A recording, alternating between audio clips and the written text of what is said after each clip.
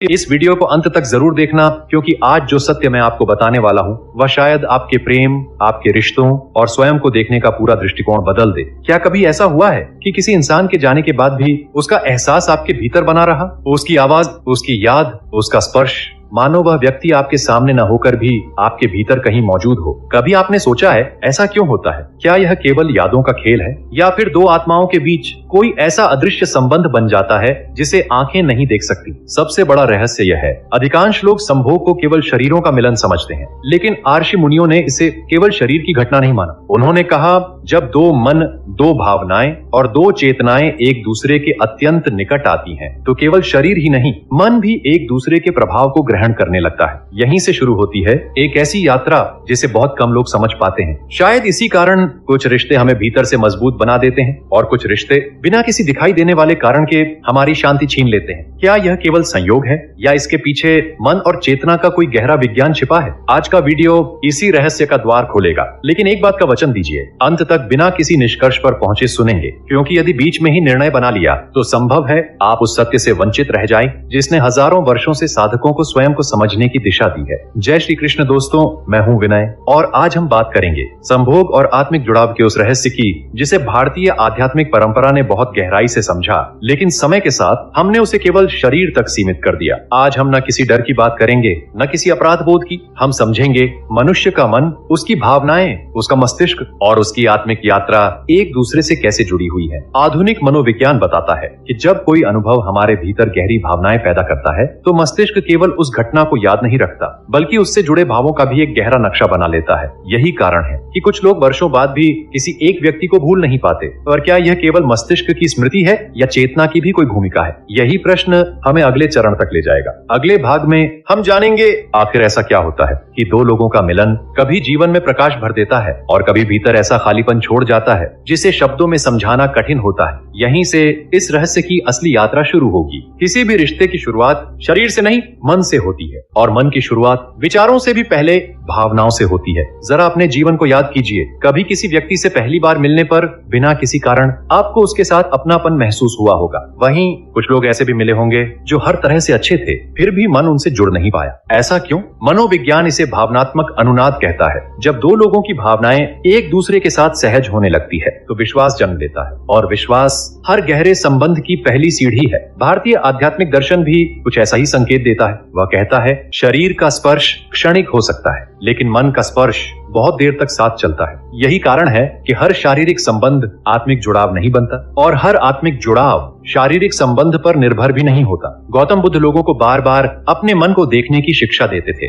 वे कहते थे, मन जैसा अनुभव करता है वैसा ही संसार बना लेता है। यदि मन में सम्मान है तो निकटता भी शांति देती है। यदि मन में केवल स्वार्थ है तो वही निकटता धीरे धीरे बेचैनी का कारण बन सकती है। अब एक साधारण उदाहरण देखिए। मान लीजिए दो दंपति हैं। पहला दंपति दिन भर एक दूसरे से सम्मान से बात करता है, एक दूसरे की भावनाओं को सुनता है, मतभेद होने पर भी अपमान नहीं करता। दूसरा दंपति साथ तो रहता है, लेकिन हर दिन ताने, क्रोध और अविश्वास से भरा रहता है। बाहर से देखने पर दोनों का जीवन एक जैसा लग सकता है, लेकिन भीतर दो बिल्कुल अलग संसार बन रहे होते हैं। पहले घर में निकटता सुरक्षा का अनुभव देती है, दूसरे घर में वही निकटता तनाव और भय से जुड़ने लगती है। आधुनिक विज्ञान बताता है कि जब इंसान अपने किसी प्रिय व्यक्ति के साथ सुरक्षित और सम्मानपूर्ण अनुभव करता है तो मस्तिष्क ऐसे रसायन छोड़ता है जो विश्वास, भावनात्मक स्थिरता और गहरे जुड़ाव को मजबूत करते हैं। लेकिन जब संबंध में लगातार डर, अपमान या असुरक्षा हो तो तनाव से जुड़े तंत्र सक्रिय हो जाते हैं। धीरे धीरे मन स्वयं को बचाने लगता है। यही कारण है कि कभी कभी लोग एक ही घर में रहते हुए भी एक दूसरे से बहुत दूर हो जाते हैं। भगवान श्री कृष्ण का जीवन हमें एक गहरी बात सिखाता है। उन्होंने संबंधों को अधिकार का नहीं, प्रेम और उत्तरदायित्व का मार्ग बताया। जहाँ केवल पाने की इच्छा होती है वहाँ मन बंधन बनाता है, लेकिन जहाँ दूसरे के कल्याण का भाव होता है वहाँ संबंध आत्मिक विकास का माध्यम बन सकता है। अब एक प्रश्न जो शायद आपने कभी स्वयं से नहीं पूछा, क्या मैं किसी से इसलिए जुड़ा हूँ क्योंकि मैं उससे प्रेम करता हूँ, या इसीलिए क्योंकि मैं उसके बिना स्वयं को अधूरा महसूस करता हूँ? यही अंतर आसक्ति और आत्मिक जुड़ाव के बीच की पहली रेखा है। अगले भाग में हम इसी रहस्य को और गहराई से समझेंगे। क्यों कभी कभी जिसे हम प्रेम समझते हैं वह वास्तव में हमारे भीतर की किसी अधूरी जरूरत का प्रतिबिंब होता है, और इस सत्य को पहचान लेना भीतर की सबसे बड़ी यात्रा की शुरुआत बन सकता है। कई बार हम कहते हैं मैं उसके बिना नहीं रह सकता, या उसके जाने के बाद मैं पहले जैसा नहीं रहा, सुनने में ये प्रेम लगता है, लेकिन क्या हर गहरा लगाव वास्तव में प्रेम ही होता है? यहीं से मन का सबसे सूक्ष्म भ्रम शुरू होता है। मनोविज्ञान बताता है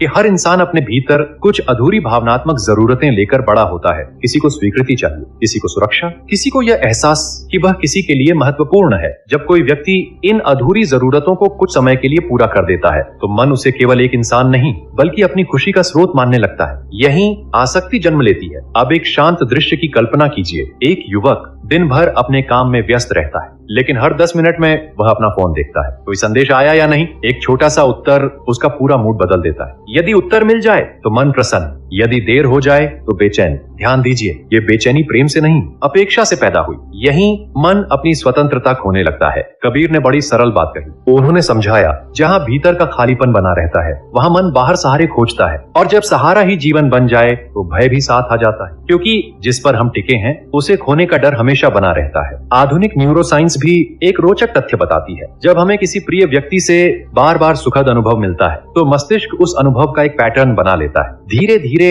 मन उसी अनुभव को दोहराना चाहता है। यदि वह न मिले तो भीतर बेचैनी बढ़ सकती है। इसका अर्थ यह नहीं कि प्रेम गलत है, बल्कि यह कि मन आदत और प्रेम को कई बार एक ही समझ बैठता है। यही कारण है कि कुछ लोग संबंध टूटने के बाद केवल व्यक्ति को नहीं बल्कि अपने उस भावनात्मक सहारे को खोने का शोक मनाते हैं जो उन्होंने उसके भीतर बना लिया था। स्वामी विवेकानंद ने कहा था, कमजोर मन पकड़ता है, मजबूत मन प्रेम करता है। पकड़ने में भय होता है, प्रेम में स्वतंत्रता। पकड़ने में अधिकार होता है, प्रेम में सम्मान। पकड़ने में चिंता रहती है, प्रेम में विश्वास। अब स्वयं से एक प्रश्न पूछिए, यदि सामने वाला व्यक्ति आपकी इच्छा के अनुसार न चले तो क्या आपके भीतर सम्मान बना रहेगा या केवल क्रोध और शिकायत बच जाएगी? इस प्रश्न का उत्तर आपको आपके अपने मन से मिलाएगा, क्योंकि आत्मिक जुड़ाव किसी को बांधने से नहीं बनता। वह तब जन्म लेता है जब दो लोग एक दूसरे के विकास का कारण बनने लगते हैं। लेकिन यहाँ एक और रहस्य छिपा है। कभी कभी दो लोग एक दूसरे से सच्चा प्रेम करते हैं, फिर भी उनके बीच दूरी आ जाती है। ऐसा क्यों होता है? क्या केवल परिस्थितियां जिम्मेदार होती हैं, या हमारे भीतर चल रही अनदेखी मानसिक प्रक्रियाएं भी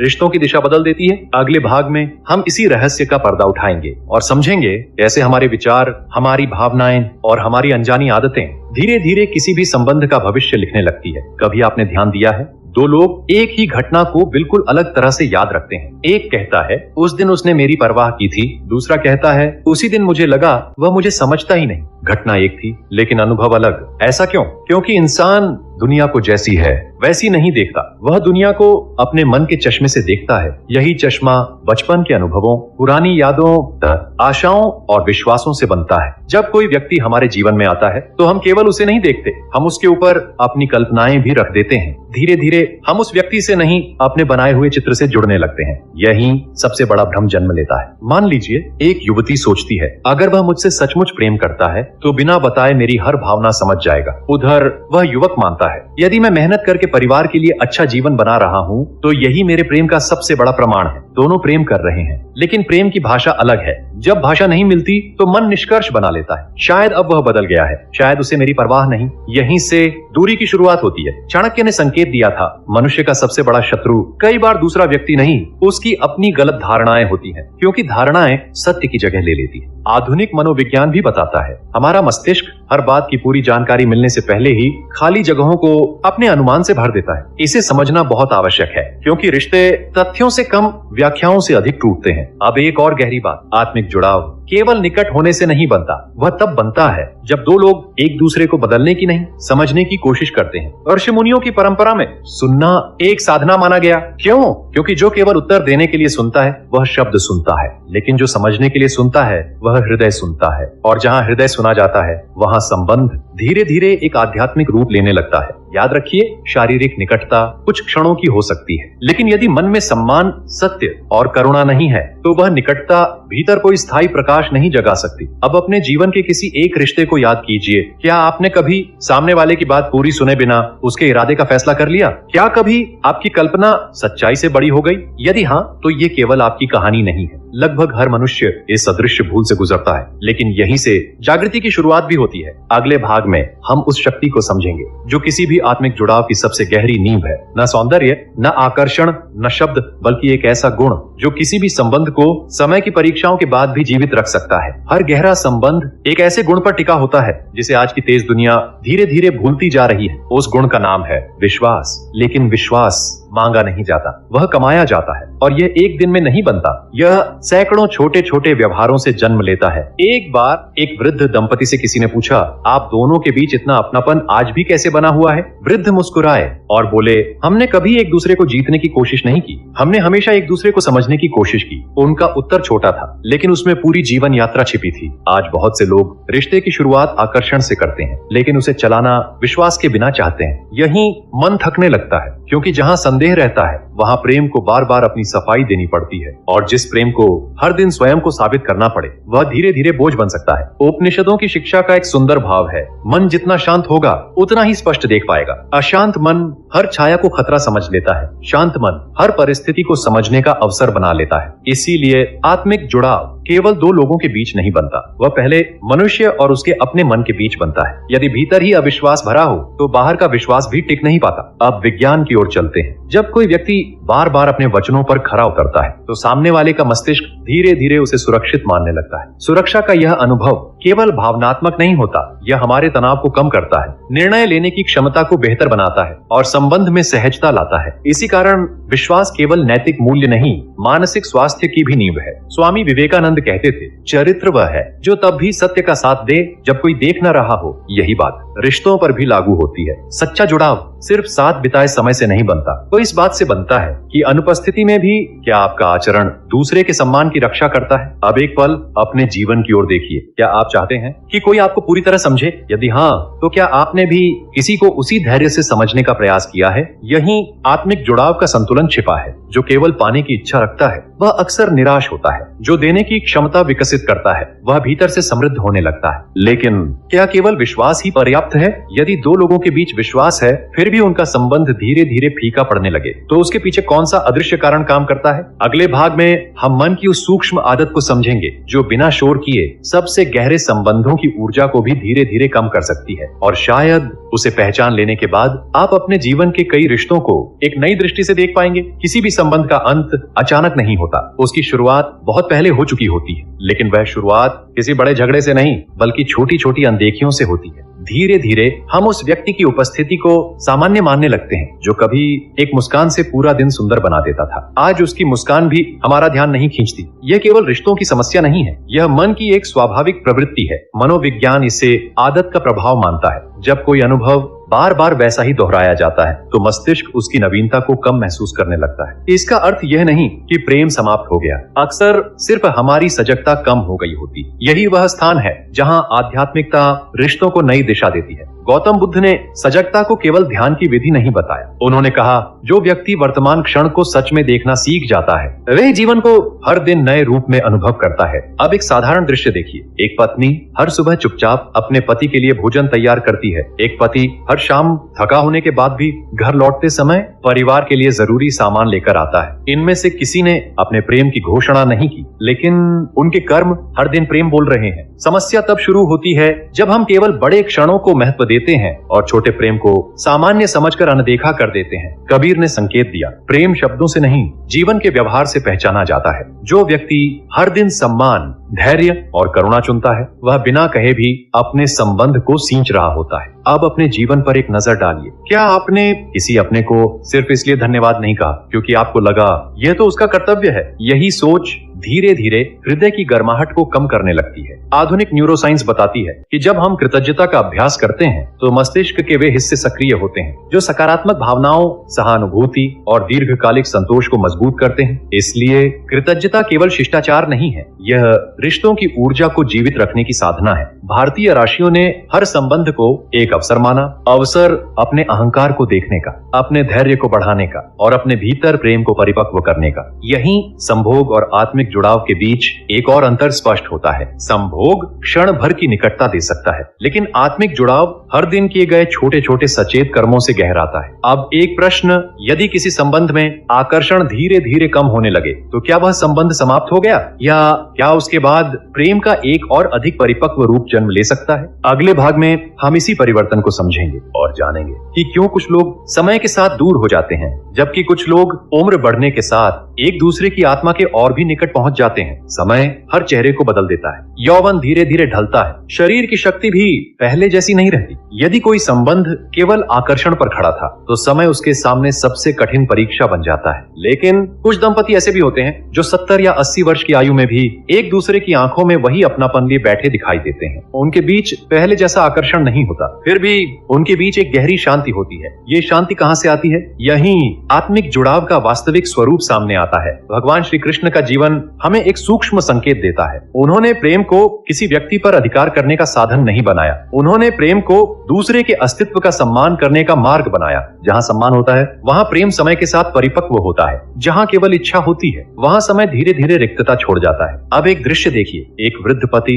अपनी पत्नी को दवा देना कभी नहीं भूलता। पत्नी पति की बात पूरी होने तक धैर्य से सुनती है। दोनों के बीच शायद अब बहुत कम शब्द होते हैं, लेकिन मौन भी उनके संबंध की भाषा बन चुका होता है। यही आत्मिक निकटता है, जहाँ साथ रहने के लिए हर समय बोलना आवश्यक नहीं रहता। आधुनिक मनोविज्ञान बताता है कि किसी भी स्थायी संबंध की सबसे बड़ी पहचान भावनात्मक सुरक्षा होती है। जब आपको यह विश्वास हो कि सामने वाला आपकी कमजोरियों को जानकर भी आपका अपमान नहीं करेगा, तब मन अपनी रक्षा करना छोड़ देता है। और जब मन रक्षा करना छोड़ देता है तभी वह सच्चा प्रेम करना सीखता है। यही कारण है कि कुछ लोग पूरी दुनिया के सामने सफल दिखाई देते हैं, लेकिन भीतर से अकेले रहते हैं, क्योंकि उन्हें ऐसा कोई नहीं मिला जिसके सामने वे बिना किसी मुखौटे के स्वयं बन सके। स्वामी विवेकानंद ने कहा था, शक्ति का अर्थ केवल बाहरी बल नहीं है, सबसे बड़ी शक्ति अपने वास्तविक स्वरूप में जीने का साहस है। और यदि कोई संबंध आपको यह साहस देता है तो वह केवल संबंध नहीं, आपकी आत्मिक यात्रा का साथी बन जाता है। अब स्वयं से एक प्रश्न पूछिए, क्या आपके जीवन में कोई ऐसा व्यक्ति है जिसके सामने आप अभिनय नहीं करते, जहां आपको स्वयं को साबित करने की आवश्यकता नहीं पड़ती? यदि ऐसा है तो उस संबंध का सम्मान कीजिए, क्योंकि ऐसे संबंध बहुत दुर्लभ होते हैं। लेकिन यहाँ एक और रहस्य छिपा है। कई बार मनुष्य अपने साथी से वह अपेक्षा करने लगता है जो केवल उसके अपने भीतर पूरी हो सकती है। यहीं से सबसे गहरा संघर्ष शुरू होता है। अगले भाग में हम समझेंगे आखिर आत्मिक जुड़ाव का सबसे बड़ा शत्रु दूसरा व्यक्ति नहीं, बल्कि हमारा अपना अहंकार कैसे बन जाता है, और उसे पहचान लेना भीतर की जागृति का निर्णायक क्षण क्यों है। कभी कभी रिश्ता टूटता नहीं है, लेकिन उसके भीतर जीवन की धड़कन धीमी पड़ जाती है। बातें होती हैं, मुलाकातें भी होती हैं, फिर भी दोनों के बीच एक अदृश्य दूरी बनी रहती है। इस दूरी का कारण हमेशा परिस्थितियां नहीं होती, कई बार इसका कारण हमारा अपना अहंकार होता है। अहंकार हमेशा ऊंची आवाज में नहीं बोलता, वह बहुत शांत होकर भी रिश्तों को कमजोर कर सकता है। वह कहता है, पहले वही माफी मांगे, मैं क्यों झुकूं, गलती उसकी थी। धीरे धीरे दोनों पक्ष अपने अपने सत्य को पकड़े रहते हैं, लेकिन रिश्ता उनके हाथों से फिसलने लगता है। यही वह क्षण है जहां आत्मिक जुड़ाव और केवल भावनात्मक लगाव के बीच का अंतर स्पष्ट हो जाता है। आत्मिक जुड़ाव जीतना नहीं चाहता, वह समझना चाहता है। वह स्वयं से पूछता है, क्या मैं सही हूँ? इसके साथ साथ वह यह भी पूछता है, क्या मैं करुणामय हूँ? यही प्रश्न मनुष्य को भीतर से बदलना शुरू कर देता है। भगवान श्री कृष्ण का संदेश केवल युद्ध का नहीं था। उन्होंने बार बार यह समझाया कि सबसे कठिन युद्ध मनुष्य के भीतर चलता है, जहाँ क्रोध, अहंकार, आसक्ति और विवेक आमने सामने खड़े होते हैं। जो इस भीतर के युद्ध को समझ लेता है वह बाहर के संबंधों को भी नई दृष्टि से देखने लगता है। अब एक घटना पर ध्यान दीजिए। दो मित्र वर्षों से साथ थे। एक दिन एक छोटी सी गलतफहमी हुई। दोनों ने सोचा, यदि उसे मेरी परवाह होगी तो वह स्वयं फोन करेगा। दिन बीते, फिर महीने और फिर वर्षों का मौन। रिश्ता किसी बड़े अपराध से नहीं टूटा, वह केवल एक छोटे से अहंकार के कारण धीरे धीरे सूख गया। ऐसी घटनाएं हम सबके जीवन में किसी न किसी रूप में होती हैं। आधुनिक मनोविज्ञान बताता है, जब हमारा अहंकार आहत होता है तो मस्तिष्क का वह भाग अधिक सक्रिय हो जाता है जो स्वयं की रक्षा करना चाहता है। उसी समय सहानुभूति और शांत निर्णय लेने की क्षमता कम हो सकती है। यही कारण है कि क्रोध के क्षणों में हम वे शब्द बोल देते हैं जिनका बोझ वर्षों तक उठाना पड़ता है। ऋषि मुनियों ने क्षमा को कमजोरी नहीं माना, उन्होंने उसे अंतर्मन की परिपक्वता का प्रमाण कहा। क्षमा का अर्थ गलत बात को सही मान लेना नहीं है। क्षमा का अर्थ है अपने हृदय को घृणा के बोझ से मुक्त करना, क्योंकि जो मन द्वेष को पकड़े रहता है वह प्रेम को पूरी तरह अनुभव नहीं कर सकता। अब स्वयं से पूछिए, क्या आपके जीवन में कोई ऐसा व्यक्ति है जिसके प्रति आज भी मन में अनकही कड़वाहट छिपी है? यदि है तो शायद सबसे पहले उसी गांठ को खोलना आवश्यक है, क्योंकि आत्मिक जुड़ाव की यात्रा दूसरे को बदलने से नहीं, अपने भीतर की कठोरता को पिघलाने से शुरू होती है। और जब यह कठोरता पिघलती है तभी मन प्रेम को उसके सबसे शुद्ध रूप में पहचानना शुरू करता है। अगले भाग में हम जानेंगे कि जब दो लोग एक दूसरे के विकास का माध्यम बन जाते हैं, तब उनका संबंध सिर्फ एक रिश्ता नहीं रहता, वह आत्मा के विकास की साधना कैसे बन जाता है। एक समय ऐसा आता है जब मनुष्य के सामने दो रास्ते खड़े होते हैं। पहला, ऐसा संबंध जो केवल सुख देता है। दूसरा, ऐसा संबंध जो हमें बेहतर इंसान बनने की चुनौती देता है। अधिकांश लोग पहले रास्ते को चुनते हैं, लेकिन आत्मिक जुड़ाव अक्सर दूसरे रास्ते पर जन्म लेता है, क्योंकि वह केवल आनंद नहीं देता, वह विकास भी मांगता है। अब एक छोटी सी घटना सुनिए। एक शिष्य अपने गुरु के पास पहुंचा। उसने पूछा, गुरुदेव, मैं कैसे जानूं कि मेरा संबंध केवल आकर्षण है या आत्मा का मिलन? गुरु मुस्कुराए। उन्होंने कोई उत्तर नहीं दिया। वे शिष्य को एक शांत सरोवर के किनारे ले गए। कुछ देर बाद उन्होंने पानी में एक छोटा सा पत्थर फेंका। लहरें उठी। गुरु ने पूछा, क्या देख रहे हो? शिष्य बोला, पानी अशांत हो गया है। गुरु ने कहा, अब प्रतीक्षा करो। कुछ समय बाद लहरें स्वयं शांत हो गईं। पानी फिर से आकाश का प्रतिबिंब दिखाने लगा। गुरु बोले, यही मन है। यदि किसी व्यक्ति के आने से तुम्हारे भीतर केवल बेचैनी, डर और अधिकार की भावना बढ़ती है, तो तुम्हारा मन अभी लहरों में उलझा हुआ है। लेकिन यदि किसी के साथ रहकर तुम अधिक सत्यवादी बनो, अधिक धैर्यवान बनो, अधिक करुणामय बनो और अपने भीतर की कमियों को देखने का साहस पाओ, तो समझना वह संबंध तुम्हें तुम्हारी आत्मा के निकट ले जा रहा है। यही आत्मिक जुड़ाव की पहचान है। आधुनिक मनोविज्ञान भी एक रोचक तथ्य बताता है। स्वस्थ संबंध हमारी पहचान को मिटाते नहीं, वे उसे परिपक्व बनाते हैं। ऐसे संबंधों में दोनों व्यक्ति एक दूसरे पर निर्भर होकर कमजोर नहीं बनते, बल्कि एक दूसरे के सहयोग से अधिक सक्षम बनते हैं। भारतीय आध्यात्मिक दर्शन गृहस्थ जीवन को भी एक साधना मानता है। क्यों? क्योंकि हर दिन धैर्य चुनना, सत्य बोलना, सम्मान बनाए रखना और स्वार्थ से ऊपर उठना, ये सब ध्यान की ही अलग अलग अभिव्यक्तियां हैं। इसलिए सच्चा प्रेम केवल यह नहीं पूछता तुम मुझे कितना प्रेम करते हो, वह ये भी पूछता है क्या हम एक दूसरे को अपने सर्वोत्तम स्वरूप तक पहुंचने में सहायता कर रहे हैं। यदि उत्तर हाँ है तो वह संबंध समय के साथ और गहरा होगा, लेकिन यदि उत्तर नहीं है तो केवल साथ रहना आत्मिक जुड़ाव नहीं बना सकता। अब हम अंतिम द्वार के सामने खड़े हैं। जिस रहस्य का संकेत हमने इस पूरी यात्रा में बार बार महसूस किया, उसका पूर्ण उत्तर अगले और अंतिम भाग में मिलेगा। वहीं हम समझेंगे कि संभोग और आत्मिक जुड़ाव का सबसे बड़ा अंतर क्या है और क्यों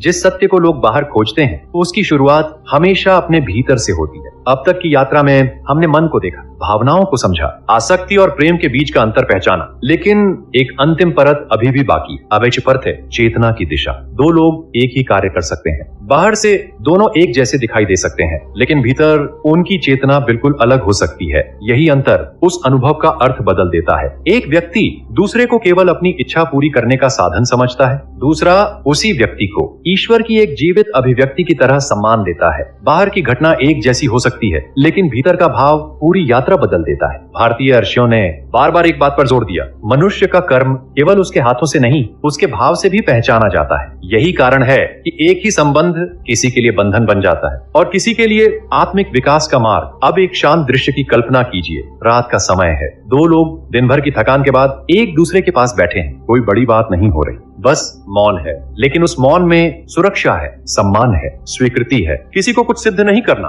किसी से कुछ छिपाना नहीं। यही वह स्थान है जहां आत्मा धीरे धीरे निडर होना सीखती है। आधुनिक विज्ञान भी यह मानता है कि जब मनुष्य स्वयं को सुरक्षित और स्वीकार किया हुआ महसूस करता है तो उसका मस्तिष्क सीखने, सृजन करने और गहरे संबंध बनाने के लिए अधिक खुला हो जाता है। अर्थात सच्चा संबंध केवल सुख नहीं देता, वह हमारे व्यक्तित्व को भी विस्तार देता है। स्वामी विवेकानंद ने जीवन से यह संदेश दिया कि प्रत्येक मनुष्य के भीतर असीम शक्ति छिपी है। जो संबंध उस शक्ति को जगाए वही वास्तव में मूल्यवान है। जो संबंध आपको अपने ही मूल्य से दूर ले जाए उस पर पुनर्विचार करना आवश्यक है। अब स्वयं से एक अंतिम प्रश्न पूछिए, क्या मैं अपने संबंधों में केवल प्रेम पाना चाहता हूँ या मैं ऐसा मनुष्य भी बनना चाहता हूँ जिसके साथ रहने से दूसरे का जीवन भी शांत, सुरक्षित और प्रकाशमय हो जाए। यदि दूसरा उत्तर आपके भीतर जाग रहा है तो समझिए आपकी चेतना बदलना शुरू हो चुकी है, और जब चेतना बदलती है तो संबंध बदलते हैं, जब संबंध बदलते हैं तो जीवन बदलता है। अगले और अंतिम भाग में हम उस रहस्य का उद्घाटन करेंगे जिसका संकेत शुरुआत से दिया गया था। तब आप समझेंगे कि संभोग केवल शरीर की घटना क्यों नहीं है और आत्मिक जुड़ाव आखिर मनुष्य को उसके वास्तविक स्वरूप के इतना निकट कैसे ले जाता है।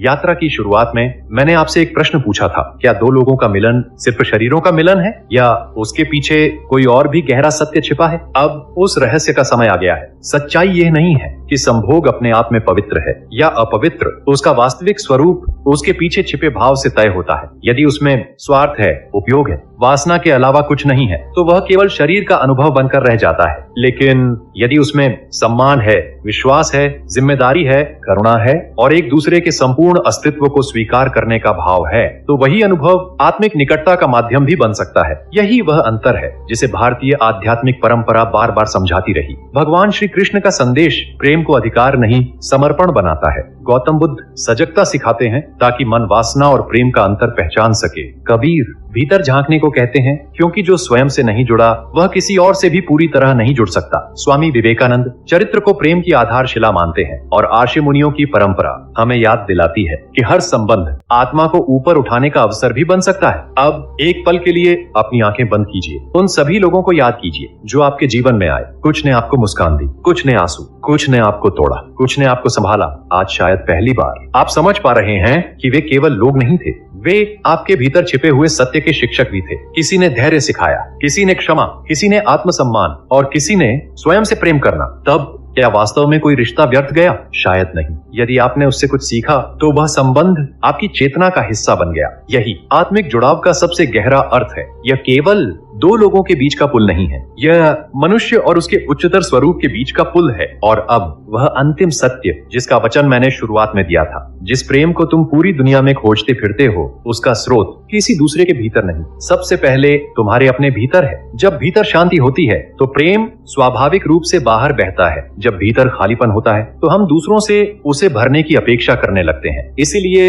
अपने संबंधों को बदलने से पहले अपने भीतर लौटो, अपने मन को समझो, अपनी चेतना को निर्मल बनाओ। फिर देखना तुम्हारा स्पर्श भी बदलेगा, तुम्हारी दृष्टि भी, तुम्हारा प्रेम भी और तुम्हारे संबंध भी। क्योंकि आत्मिक जुड़ाव शरीर से शुरू नहीं होता, वह एक जागृत हृदय से जन्म लेता है। यदि आज की इस यात्रा ने आपके भीतर एक भी नया प्रश्न जगाया है, यदि आपने अपने किसी संबंध को नई दृष्टि से देखना शुरू किया है, तो समझिए यह वीडियो अपना उद्देश्य पूरा कर चुका है। याद रखिए, सच्चा प्रेम किसी को अपना बनाने की कोशिश नहीं करता, वह दो आत्माओं को अपने अपने सर्वोत्तम स्वरूप तक पहुंचने की प्रेरणा देता है। यही शांति है, यही जागृति है और शायद यही जीवन का सबसे सुंदर संबंध भी है। जय श्री कृष्ण।